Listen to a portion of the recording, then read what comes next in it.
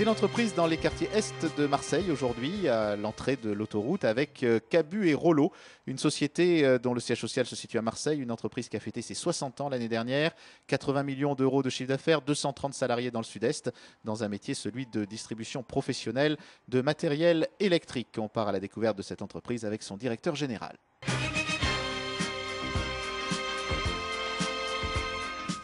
Jean-Charles Charmet, nous sommes aujourd'hui donc dans l'agence NRA, on va y revenir dans quelques instants. Alors Cabu et Rollo déjà, c'est une histoire d'une soixantaine d'années, et qui était Cabu et Rollo? Tout simplement, Monsieur Cabu et Monsieur Rollo. Joseph Cabu et Michel Rollo donc se sont associés en 1948 pour créer cette entreprise à Marseille, rue de Village, une petite perpendiculaire au cours Lyoto. Et donc le métier de Cabu Rollo, c'est la distribution professionnelle de matériel électrique auprès de professionnels, c'est-à-dire des électriciens, des entreprises d'électricité, des industries, des collectivités locales, etc.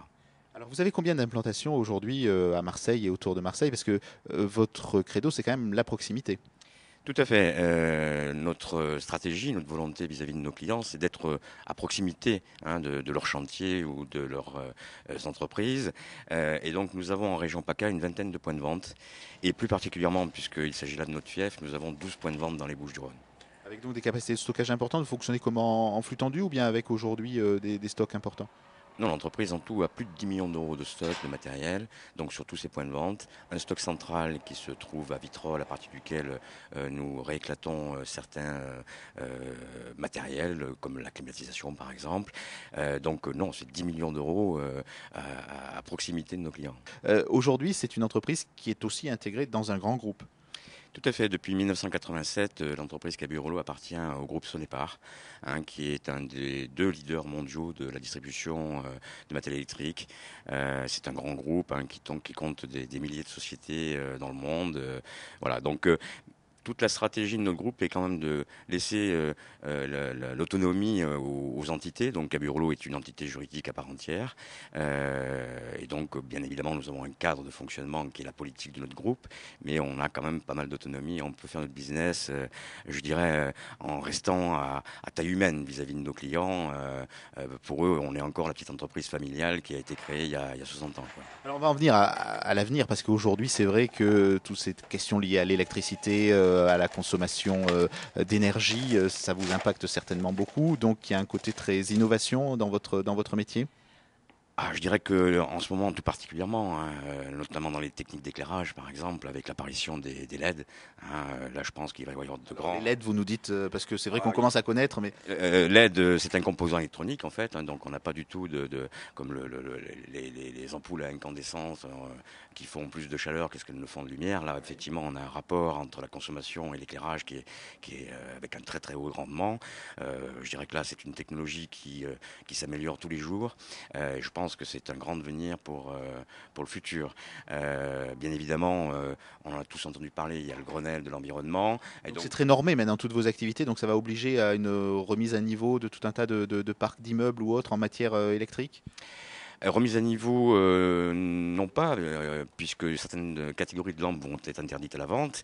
Mais je crois qu'aujourd'hui, effectivement, bon nombre de propriétaires d'immeubles ou d'hôtels notamment se posent des questions parce que en termes d'économie de consommation d'énergie, il y a vraiment des économies qui sont plus que substantielles, quoi. Alors, on parle aussi de cette problématique générale de l'éclairage et de la lumière dans un concept architectural. Vous êtes aussi un partenaire d'un certain nombre d'opérations qui sont très visibles à Marseille, notamment les trophées des lumières que vous avez mis en place.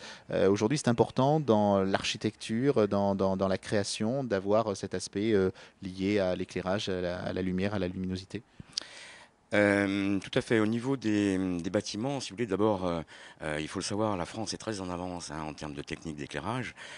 Donc, que ce soit éclairage intérieur, éclairage extérieur, on a effectivement aujourd'hui à notre disposition des technologies, des techniques qui sont très très remarquables.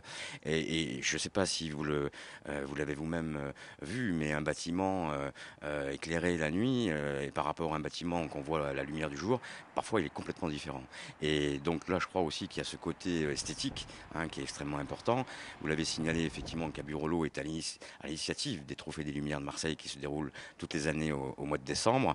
Et à cette occasion, il y a bon nombre de bâtiments sur Marseille qui sont ou éclairés de manière pérenne ou éclairés de manière éphémère. Mais on voit là l'architecture des bâtiments de manière complètement différente. Et vous avez été, notamment au sein de l'association Mécènes du Sud, en quelque sorte des précurseurs de Marseille 2013, puisqu'évidemment toutes ces initiatives contribuent aussi à faire de Marseille une ville dont on parle. Aujourd'hui, quelle est votre position par rapport justement à cette candidature qui est devenue aujourd'hui une réalité, à ce Marseille 2013? Est-ce que ça va changer votre politique de mécénat? Est-ce que vous allez en faire encore plus? Non, Cabirollot s'est toujours beaucoup impliqué dans le mécénat auprès d'artistes. Et effectivement, Cabirollot fait partie de l'association Mécènes du Sud, qui est une association marseillaise qui encourage les jeunes artistes contemporains. Mais depuis déjà quelques temps, nous accueillons nous-mêmes au sein de l'entreprise des artistes. Nous avons accueilli il y a quelques mois en arrière un groupe de percussion Simblema qui a entièrement réalisé sa création ici dans nos locaux. Et d'ailleurs, la première représentation qu'ils ont donnée, elle s'est donnée ici dans nos murs. Et là, en ce moment, nous accueillons un jeune artiste qui est un artiste plasticien qui s'appelle Étienne Ray et qui est dans notre agence donc General Lighting, ici en train de faire aussi sa création. Et nous allons justement le retrouver pour parler de ses travaux.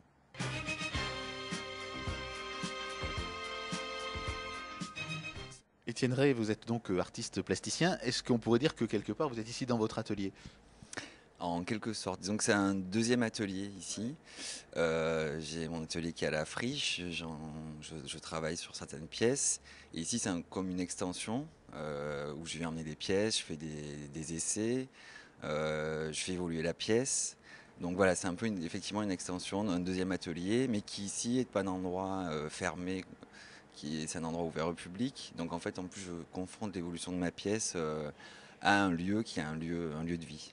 Donc c'est une pièce qui est évolutive. En ce moment, qu'est-ce que vous y faites? Alors par exemple, votre dernière création dans cette pièce, c'est quoi? Ma dernière création dans cette pièce, c'est une pièce qui joue en fait sur un effet de répétition de lumière, sur un effet en fait entre un miroir polarisant et où en fait je démultiplie le faisceau lumineux. Donc ça c'est la dernière essai que j'ai fait. Disons que cette pièce sera finie à la fin du mois de juin. Elle va être présentée après dans un lieu d'exposition. Une première partie ici, donc qui sera un élément de la pièce, et la pièce globale qui sera présentée dans un contexte d'exposition, voilà, une fois la réalisation finalisée. Merci. Voilà, nous allons donc quitter l'entreprise Cabuet-Rollo et son agence spécialisée dans les techniques d'éclairage architectural. On se retrouvera très bientôt pour un nouveau numéro de C'est l'entreprise.